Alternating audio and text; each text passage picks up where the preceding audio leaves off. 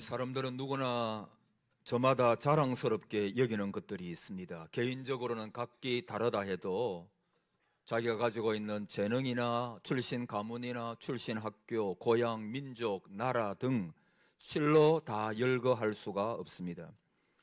이렇게 남들과 비교해서 훌륭한 점들을 가지고 있을 때 사람들은 자부심을 가지고 그것을 자랑스럽게 생각을 합니다.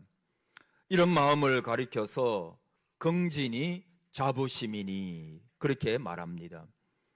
어떤 사람들은 다른 사람들이 가지지 못한 조그마한 돈이나 명예나 권세만 소유하고 있어도 그것을 자랑하는 경우가 많습니다. 이런 사람들의 자랑은 언제 사라져 버릴지 모릅니다. 신앙인들의 자기 삶에 대한 긍지는 분명히 세상 사람들과 달라야 합니다. 그들이 물질적인 부유를 자랑한다면 우리는 좀 가난해도 진실되게 사는 것을 자랑할 수 있어야 합니다. 그들이 다른 사람들 위해서 다스리는 권세를 자랑한다면 우리들은 낮은 자리에서 섬기는 자의 삶을 자랑할 수 있어야 합니다. 그들이 세상의 향락을 즐기는 것을 자랑한다면 우리들은 경건히 사는 내가 거룩하니 너희도 거룩하라 라고 하시는 그 하나님의 말씀을 따라서 경건하게 살아가는 삶을 자랑해야 합니다. 자, 오늘 본문에 보면 바울은 복음을 전하다가 체포되어 가이사랴에서 총독 베스도와 아그리빠 왕 앞에서 재판을 받는 모습입니다. 생사 문제가 걸린 살벌한 재판장에서 그는 결코 자신을 변호하거나 석방을 애걸하지 않았습니다. 오히려 자신이 이방인들에 대하여 복음 전하는 자로 하나님께서 나를 만나시고 이제 복음 전하는 자로 사도로 세우심을 간증을 합니다. 이 말을 들은 베스도 총독은 24절에 보면 바울아 너가 미쳤도다 너의 많은 학문이 너를 미치게 한다 라고 비난했습니다. 이때 바울은 분명한 어조로 베스도 각하여 내가 미친 것이 아니요 참되고 온전한 말을 하나이다 라고 말을 하죠. 그리고 또다시 그는 아그리빠 왕을 향해서 왕께서는 이 일을 아시기로 내가 왕께 담대히 말하노니 이 일에 하나라도 아시지 못함이 없는 줄 믿나이다. 이 일은 한쪽 구석에서 행한 것이 아니니이다. 아그리빠 왕이여 선지자를 믿으시나이까 믿으시는 줄을 아나이다 라고 말합니다. 이 말에 또 아그리빠 왕은 너가 적은 말로 나를 권하여 그리스도인이 되게 하려 하는도다 라고 비난합니다. 그리고 바울은 이 비난을 듣고서 조금도 굽히지 아니하고 인상적인 말을 하지요. 말이 적으나 많으나 당신뿐만 아니라 오늘 내 말을 듣는 모든 사람도 다 이렇게 결박된 것 외에는 바울이 지금 결박되고 있잖아요. 내가 지금 결박된 것 외에는 나와 같이 되기를 한번 따라 합시다. 나와 같이 되기를 나와 같이 되었으면 좋겠습니다 라고 그렇게 담대하게 말을 하고 있는 것입니다. 여러분, 바울은 핍박당하고 죄인으로 취급되어서 매를 맞고 투옥되고 억울하게 쇠사슬에 매이고 이렇게 미친 사람이라고 하는 비난을 받으면서도 자신의 삶에 대한 너무나 확고한 확신과 자랑과 자부심을 가지고 있습니다. 모든 사람이 다 나와 같이 되기를 원하나이다. 이 말은 아무나 결코 쉽게 할 수 있는 말이 아니죠. 비록 자신의 몸은 결박당하여 죄인 아닌 죄인이 되어서 그들 앞에 왕 앞에 총독 앞에 재판을 받고 있지만 조금도 부끄럽지 않습니다. 오히려 그리스도의 사도된 자신이 자랑스럽고 떳떳하고 그래서 나와 같이 되기를 원하나이다 라고 그렇게 말을 하는 거지요. 사랑하는 성도 여러분, 사도 바울이 그 많은 사람들 앞에서 당당하게 말할 수 있었던 것은 그의 마음속에 자리 잡고 있던 자랑과 자부심이 있었습니다. 자, 그의 자부심이 뭐였는가? 오늘 이것을 조금 생각해 보면서 은혜를 받고자 합니다. 첫째로 사도 바울의 삶에 어떤 자랑, 어떤 자부심이 있었는가? 자신의 삶에 대한 자부심입니다. 한번 따라해 보실래요? 자신의 삶에 대한 자부심. 자기의 삶에 대하여, 자기의 인생에 대하여 그는 자부심이 있었습니다. 여러분은 여러분의 인생을 어떻게 보세요? 여러분의 지금의 삶을, 아니 지금까지의 삶을 어떻게 바라보고 있습니까? 사도 바울은 in Christ, 예수 그리스도 안에 있는 그 그리스도 안에서 살아가는 삶을 최고의 행복으로 알고 있었습니다. 제가 지난주에 설교했지 않습니까? 많은 사람들이 외적인 것으로 인하여 행복을 추구하고 밖으로 드러나는 것으로 인해서 행복을 추구하고 그것이 행복을 줄 것이라고 생각을 하지만, 그러나 여러분, 결코 이 세상에서는 어떤 외부적인 것이 우리에게 행복을 주는 것이 사실은 아니에요. 참 행복이 어디 있느냐 하면, 지난주에 제가 무엇이라고 말씀드렸죠? 주님을 사랑하는 것, 하나님을 사랑하는 것, 마음과 뜻과 정성을 다하여. 그래서 사도 베드로에게 물었죠. 너가 나를 사랑하느냐? 너가 나를 사랑하느냐? 너가 나를 사랑하느냐? 내 양을 먹이고 내 양을 치라. 주님께서 고기잡이 하러 가버린 그 베드로에게 물으시기를 사랑의 물음을 묻고 있습니다. 왜 사랑하느냐라고 물었다고 했습니까? 주님을 사랑하는 거기에 진정한 행복이 있기 때문입니다. 주님을 사랑하는 곳에 참된 사명의 완성이 있기 때문입니다. 여러분, 오늘 사도 바울도 마찬가지입니다. 예수 그리스도를 만난 다음에 너무나 많은 것을 얻어서 누리고 또 행복하기에 자신이 이전에 가졌던 모든 것을 배설물로 여겼다 그랬어요. 얼마나 이 행복이 크면, 얼마나 이것이 좋으면 전에 가졌던 배설물 같이 여기는 그것들은 사실은 세상에서 자랑할 만한 것입니다. 그게 시시한 게 아닙니다. 그러나 그 모든 것들을 보니까 마치 주님 안에서 얻은 행복은 그것을 배설물로 여길 정도로 하찮아 보였다라고 하는 것입니다. 여러분, 상류사회의 일원이 될 수 있는 모든 자격과 학식을 바울이 가졌습니다. 뿐만 아니라 무한한 가능성을 가진 인물로 장래가 촉망되던 젊은입니다. 그러나 그가 부활의 주님을 만나고 난 다음에 모든 것을 포기했습니다. 그리고 그리스도를 얻었습니다.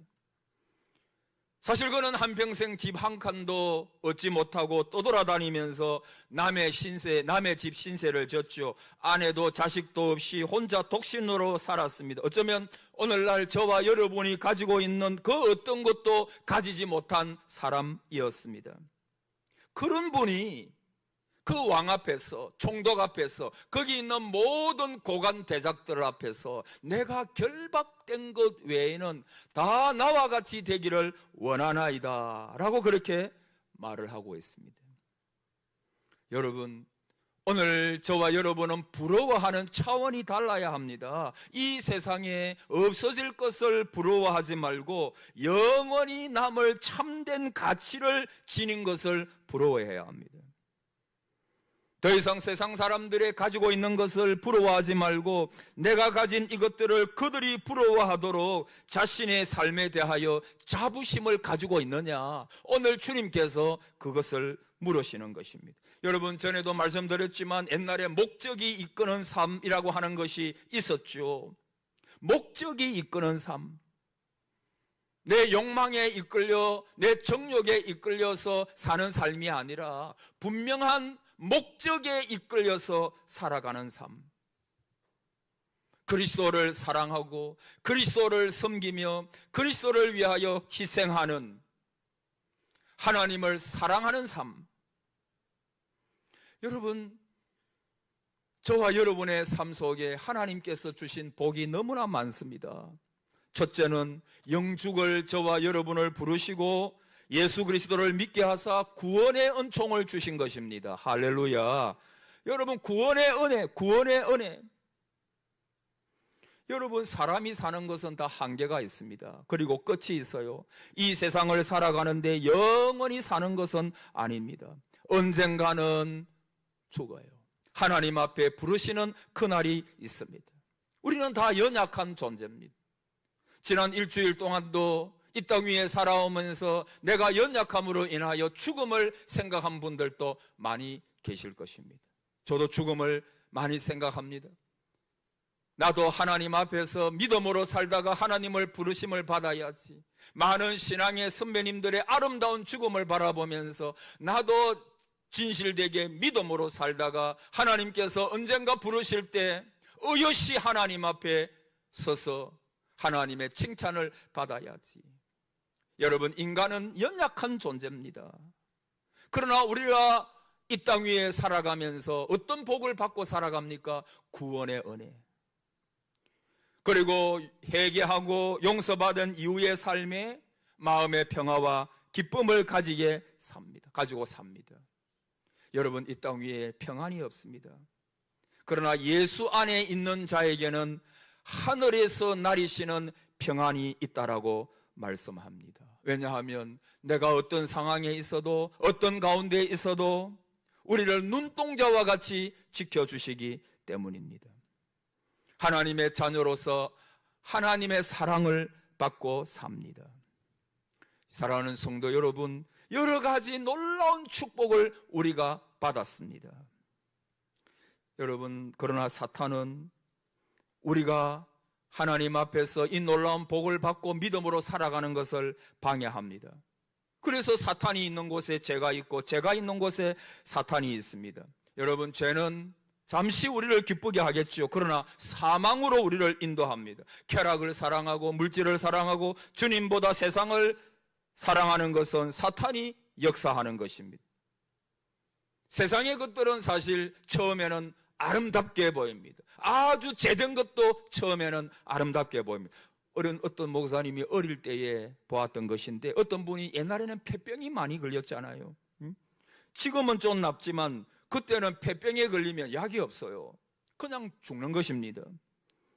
나중에 그분이 죽어서 장례를 치르는데 죽은 시체에서 썩은 물 같은 것이 뚝뚝 떨어지더라는 것입니다. 상녀를 맨 분들이 입에 마스크를 다 하고 자기도 그 옆에서 보다가 냄새를 맡았는데 얼마나 냄새가 지독한지요. 여러분, 죄에는 냄새가 있습니다. 더러운 냄새가 있습니다. 우리가 하나님 앞에서 드리는 이 아름다운 예배는 향기죠, 향기. 너희는 그리스도의 향기라 그랬잖아요. 하나님 앞에서 믿음으로 사는 삶을 보면 아름다운 향기가 나요. 그분을 보면 얼마나 아름다운지 몰라요. 기도도 하나님 앞으로 올라가는, 금향로에 담겨서 올라가는 하나님께서 흠량하시는 연기라 그랬잖아요. 하나님께서 성도의 기도를 들으실 때, 보실 때 그게 얼마나 아름답고. 그러나 여러분, 죄에는 더러운 냄새가 있습니다.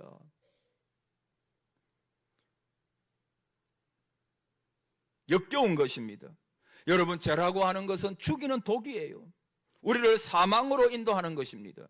여러분, 세상의 정욕을 따라서 살아가는 삶이 다 그런 것입니다.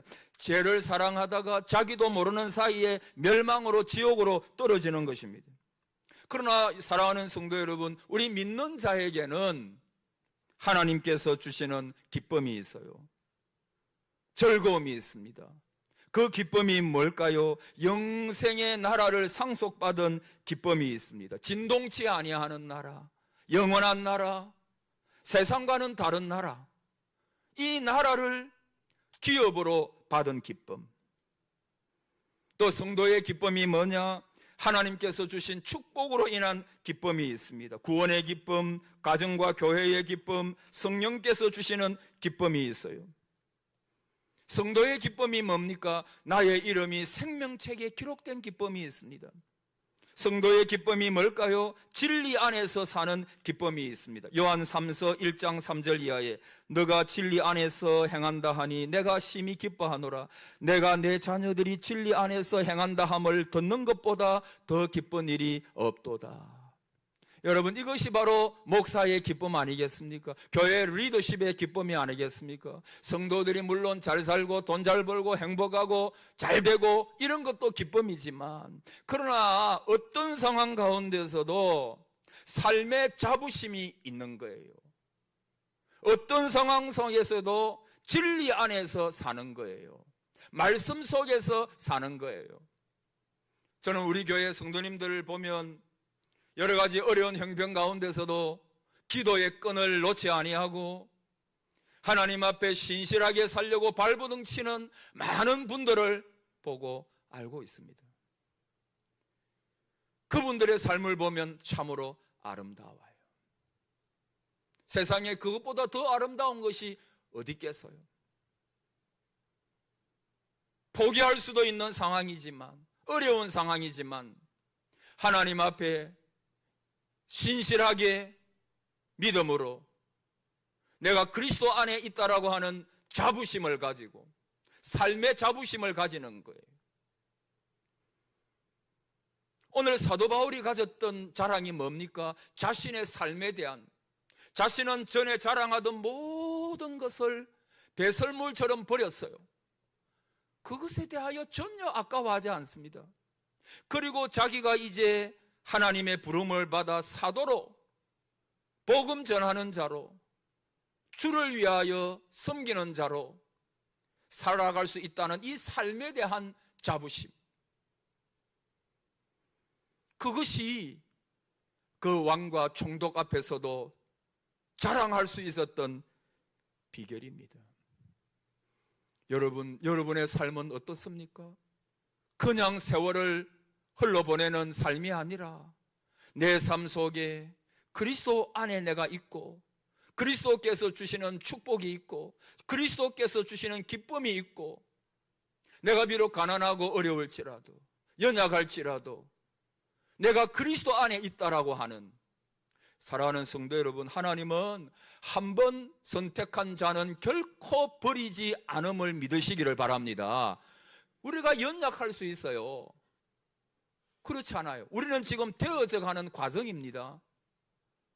예수 믿고 나서 완전히 사람이 바뀌는 거. 보라, 이전 것은 지나갔으니 새 것이 되었도다 말했지만 그것은 신분의 변화입니다. 우리는 이제 하나님의 아들이 된 것입니다. 하나님의 아들을 하나님께서 진짜 하나님의 아들답게 만들어가는 것입니다. 성경에 보면 징계는 다 받는 것이오늘 그 징계가 없으면 사생자라 그랬잖아요. 근데 그 징계를 다른 말로 하면 뭔 줄 아세요? 아들 만들기입니다. 따라 해보세요. 아들 만들기. 저번에 제가 새벽에 아들 만들기. 여러분, 진짜 아들을 만들어 가십니다, 하나님은. 그래서 예수님 믿고 나면요, 굉장히 예수님 믿기 전보다 힘들어요. 왜? 사생자는 그냥 하나님께서 내버려 두십니다. 왜? 아들이 아니니까. 그냥 그들이 잘 먹고 잘 살고 쾌락을 누리고 살다가 미안하지만 그냥 그 사망의 길로 가는 거예요. 물론 하나님도 그들이 돌아오기를 기다리시지만, 그러나 하나님은 그 사람들에게 사실은 관심이 없습니다. 누구에게 관심이 있을까요? 자기의 아들에게. 그래서 아들을 만드시고자 하시면요, 내가 조금 잘못하면 하나님께서 때리시는 거예요. 내가 조금만 곁길로 가면 그러면 안 돼. 여러분, 우리가 자식을 키울 때에도 그냥 오냐 그렇게 키우면 애들이 아주 잘못된 길로 빠질 수밖에 없을 거예요. 그러나 잘못해 나갈 때 부모는 그 아이들을 초달을 하는 것입니다. 그러고 나가면 안 돼 하면서 그들을 때리기도 하고 초달하고 잘못에 대하여 이야기를 하고 간섭을 하는 것입니다. 왜냐하면 자녀이기 때문이죠. 저와 여러분도 하나님의 자녀니까 하나님께서 우리를 참 아들로, 그걸 신학적으로 말하면 성화라 그런다 그랬죠. 거룩하게 하나님을 닮아갈 수 있도록.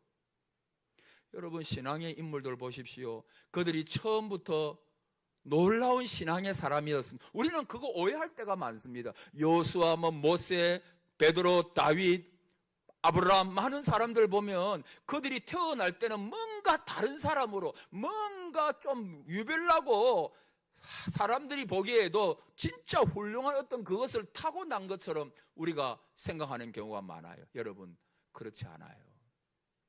성경에 보십시오. 그들은 다 인간적으로 연약한 사람들이었어요. 부족함 투성이의 사람들이었습니다. 그런데 하나님께서 먼저 찾아오셔서 그들을 불러내시고 나중에 그들을 훈련시켜 가지고 점점 하나님의 사람으로 그렇게 바꾸어 가는 것입니다. 하나님의 열심이라고 말하죠. 하나님의 열심.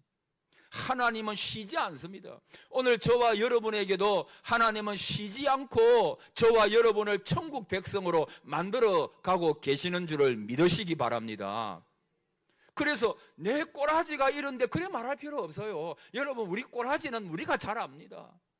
내가 얼마나 연약하고 지난 한 일주일간 저도 그렇고 여러분도 한번 생각해 보십시오. 우리가 정말 하나님 앞에 섰을 때 정말 잘했다 그럴 정도로 잘 살았습니까? 많은 경우에 왜 이렇게 믿음으로 살려고 하는데 잘 안 되지? 나는 왜 이렇게 연약한가? 나는 왜 이렇게 부족한 사람인가? 그걸 느끼지 않아요? 그게 우리 모습이에요, 사실은. 부족하지만 하나님께서 그래도 참아주시고, 그래도 조금 더 자라게 하시고, 조금 더 자라게 하시고, 조금 더 자라게 하시고, 나중에는 결국 하나님께서 아름다운 모습으로 우리를 바꾸어 가는 것입니다. 사도 바울이 가졌던 두 번째 자랑이 뭐냐 하면 따라합시다. 자기 사명에 대한 자랑. 자기 사명에 대한 자랑입니다. 자기 사명. 여러분, 그는 예루살렘으로 귀환하는 길에 밀레도 섬에서 에베소 장로들에게 이렇게 말합니다. 보라, 나는 이제 성령에 매여 예루살렘으로 가는데 거기서 무슨 일을 당할는지 알지 못하노라. 오직 성령이 각성에서 내게 정언하여 결받고 환난이 나를 기다린다 하시나 내가 달려갈 길과 주 예수께 받은 사명 곧 하나님의 은혜의 복음 증거하는 일을 마치려 하면은 나의 생명조차도 조금 또 귀한 것으로 여기지 아니하노라. 그리고 예루살렘에 올라와서 성전에서 유대인들에게 끌려가 능욕을 당하고 로마 군인들에게 넘겨져서 재판에 해보됩니다. 그가 들어가는 감옥이나 그가 서는 법정은 바로 말씀 선포의 현장이었습니다. 그는 사는 것보다도 복음 전파가 더 크고 중요하다고 생각했습니다. 그는 시간과 장소를 가리지 아니하고 복음 전하는 일을 사명으로 여깁니다. 여러분, 지난 1년간 우리 동상재단의 모든 분들이 참으로 헌신하고 수고하고, 옛날에도 한번 그런 말씀을 했습니다마는 여러분, 식당에서 또는 주차 안내와 차를 운행하시는 분들, 재정부에서 또는 전도부와 새가족부에서 또는 관리부에서 교사들, 찬양대, 환경미화팀, 찬양팀, 꽃꽂이 섬김이, 많은 분들이 주님의 교회를 위하여, 혹 빠졌으면 용서하시기 바랍니다. 많은 분들이 주님의 교회를 위하여 헌신하고 수고하셨어요. 하나님께서 갚아주실 줄을 믿습니다. 하나님은 다 알고 계시고 보고 계세요. 알고 계시며 보고 계세요. 주의 교회를 위하여 눈물 흘리고 땀을 흘리고 봉사하고 섬기고 신방하고 위로하고 격려하고, 하나님이 어떤 분이신데 여러분, 저는 오늘 설교 지난주에 준비하면서 그런 생각을 해봐요. 하나님이 어떤 분이신데, 교회는 주님께서 피 흘려서 사신 교회입니다. 할렐루야. 우리 동산교회는 1968년도에 개척을 해가지고 영주동에서 이쪽으로 왔잖아요. 50 몇 년입니까? 6년입니까? 하여튼 이 많은 기간 세월 동안 많은 분들의 헌신과 봉사와 섬김이 있어서요. 교회가 그냥 되는 법이 없거든요. 세상의 것도 그냥 되는 법이 없잖아요. 죽어라 해야 되잖아요. 교회는 마귀와의 싸움이고 마귀가 넘어뜨리려고, 세상이 넘어뜨리려고 하는 곳이 바로 교회잖아요.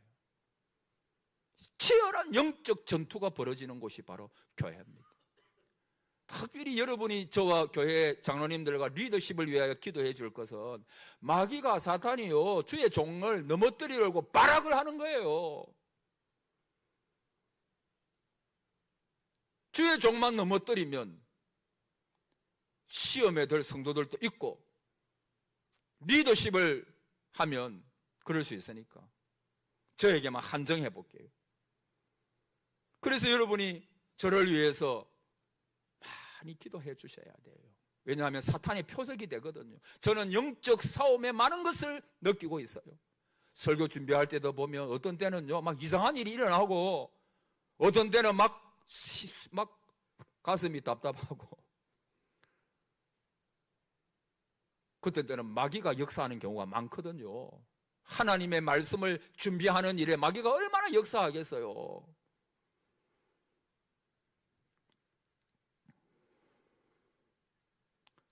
근데 여러분, 주를 위하여 헌신하고 봉사하고 섬김이 부족하지만 하나님께서 그걸 진짜 귀하게 보세요. 그리고 하나님이 어떤 분이신데 그냥 넘어가시겠어요? 우리 교회는 피로 사신 하나님의 교회입니다. 주님께서 함께 하시는 교회입니다. 그분께서 보시는 교회입니다. 교회 욕하지 말아요. 교회가 그럴 수 있냐? 여러분, 그런 얘기, 하나님이 그럴 수 있나? 그런 말도 하지 마세요.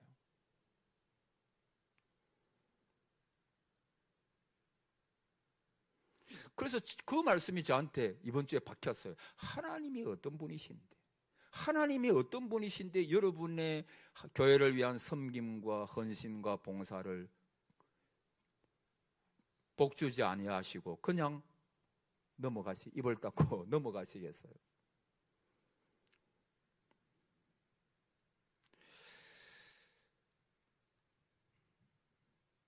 저도 목사주요, 복음을 전하는 자로서 자부심이 있습니다. 내게 주신 은혜가 헛되지 아니하여 목사로 세우시고 부족하지만 여러분을 섬길 수 있는 거, 이게 얼마나 감사한지요. 더 잘 섬기지 못해서 미안하고 죄송하고 그런 거지요. 저는 이게 뭐 겸손하게 보이려고 하는 얘기가 아니고 그게 진짜니까 하나님 앞에서 그래 말씀을 하는 거예요. 여러분, 사도 바울은 사명에 대한 자부심이 있었어요.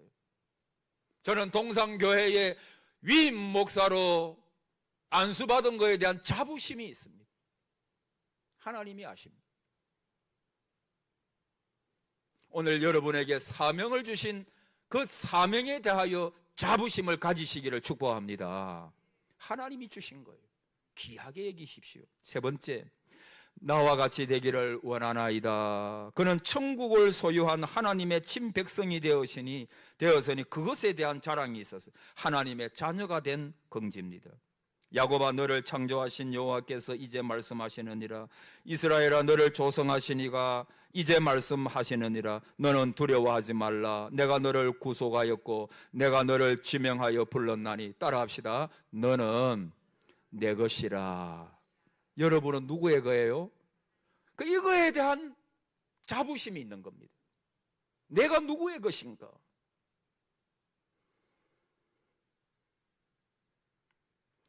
여러분, 하나님의 자녀, 사랑하는 자에게 주시는 가장 큰 축복이 뭘까요? 재물입니까? 부입니까? 영화입니까? 아니면 권세입니까? 그런 것들이 아니에요.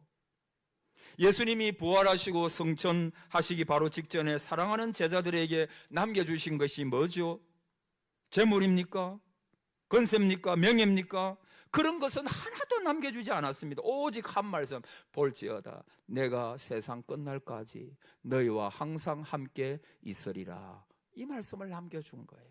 끝까지 함께 하시겠다.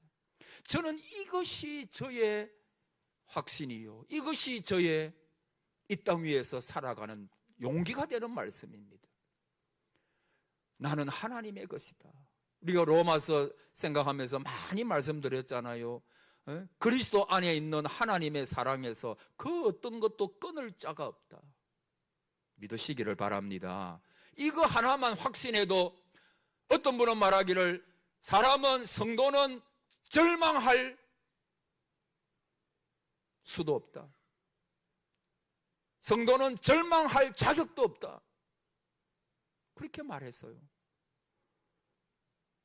하나님께서 임마누엘 되시는 거예요.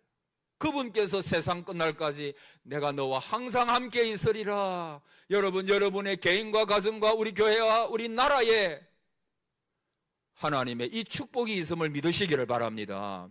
이 사랑의 확신, 하나님의 자녀라고 하는 자부심. 여러분, 저 이야기에서 죄송합니다. 저는 목사인 것이 가장 좋아요. 제가 박사는 아니지만 어떤 분은 보면 박사 학위 받았다고 박사, 여러분, 박사보다도 몇천 배 좋은 게 목사입니다. 목사. 그렇지 않아요? 뭐 노회장, 총회장, 아이고 그게 뭡니까? 한 교회를 맡고 있는 목사. 그래서 저는 뭡니까? 이걸 뭐라 그러죠? 자기를 소개하는 거. 명함을 저도 만들지는 않지만 여러분, 명함 만들면 그게 뭘 적으면 되겠어요? 내가 했던 거 그거 우스운 거죠, 사실은. 거기에 목사, 동산교회 목사 김성진. 여러분, 그게 가장 좋은 거 아니에요? 그것보다 더 좋은 게 있나요?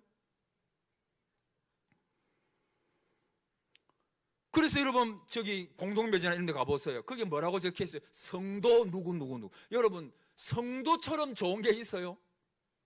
그리스도를 믿다가, 하나님을 믿다가, 그리스도를 주로 고백하면서 믿음의 삶을 살다가 하나님께서 부르신 사람, 성도입니다. 성도. 성도처럼 좋은 말이 어디 있어요? 하나님께서 부르신 사람. 목사도 마찬가지, 장로님도 마찬가지고 집사님들도 마찬가지 아니겠어요? 그래서 저도 하나님께서 부르시면 그게 목사라고, 성도 누구 김성진, 그게 가장 좋은 이름이에요. 가장 좋은 이름이에요. 하나님의 자녀가 된 긍지가 있습니까? 여러분, 이 땅 위에 살아도 나는 하나님의 자녀다라고 하는 긍지, 하나님께서 나를 사랑하신다라고 하는 긍지, 이 긍지가 사도 바울에게 있었던 것입니다. 사랑하는 성도 여러분, 한번 따라합시다. 나와 같이 되기를, 저와 여러분도 이 고백할 수 있기를 바랍니다. 세상적으로는 별 뛰어난 게 없어도, 그러나 나는 하나님의 백성이요, 나는 하나님께로부터 받은 사명자요, 나에게 놀라운 하나님께서 아름다운 삶을 살도록 불러주셨다. 비록 중간에 자빠지고 넘어지고 형편없는 모습을 저나 여러분들이나 보이는 때가 많지만 그럴 수 있어요. 그럴 수 있잖아요. 우리는 아직 다 모자라는 사람이니까. 우리가 천국 가기 전에, 또 천국 가면 영화롭게 되고 점점 성화되어져 가지고 하나님 나라에 가면 하나님의 아들다운 사람들로 하나님께서 우리를 지금 만들어 가시는 거예요. 그러니까 그럴 수 있어요. 교회에서도 부족한 면을 많이 볼 수도 있어요. 저도 여러분 믿지 마세요. 연약한 부분들이 너무 많은 사람이잖아요. 그러나 점점 하나님을 알아가는 지식이 자라기를 바라고 모든 면에서 성숙해지기를 바라는 마음이 저와 여러분에게 있는 것입니다. 이 마음이 있다면 여러분은 구원받은 하나님의 사람입니다.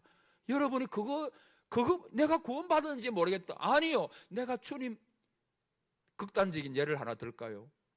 주일날 교회 와야 되는데 교회 안 오고 내가 골프 치러, 아니요, 다른 거, 하여튼 골프 치러 갔다. 다른 데 놀러 갔다. 그런데 마음에 아무런 정죄의식이나 죄의식이나 이런 게 없다면 그 사람 버린 자요. 그런데, 내가 이러다가 하나님 하나님께 매맞지? 그거는 하나님의 백성이요. 하나님 모르는 사람들은요, 하나님과 관계가 없어요. 그러니까 하나님과 관계를 가질 수가 없어요. 이미 죽었기 때문에. 그래서 교회는 나와도 교회 예배 안 나오면서 아무런 감흥이 없다. 그거 깊이 생각해 봐야 돼요. 버리운 자일 가능성이 많아요. 그런데 내가 이러다가 하나님께서 때리시지, 내가 이러다가 벼락 맞지, 하여튼 여러분 벼락은 안 맞을 거니까 용서하세요. 벼락 맞지 이러면 그 사람은 구원받은 사람이, 하나님의 백성이에요. 왜? 하나님과의 끈이 있잖아요. 벌써 영과 영이 통하잖아요. 안 믿는 사람은 이런 거 생각할 수도 없어. 조금 곁길로 나갔습니다만 어쨌든 사도 바울이 가졌던 이 삶에 대한, 사명에 대한, 하나님의 자녀라고 하는 이것에 대한 긍지를 가지고 이 대림절 기간을 참 주님의 사랑을 깊이 묵상하면서 살아가는 은혜가 저와 여러분의 가정에 넘치시기를 축복합니다. 아멘.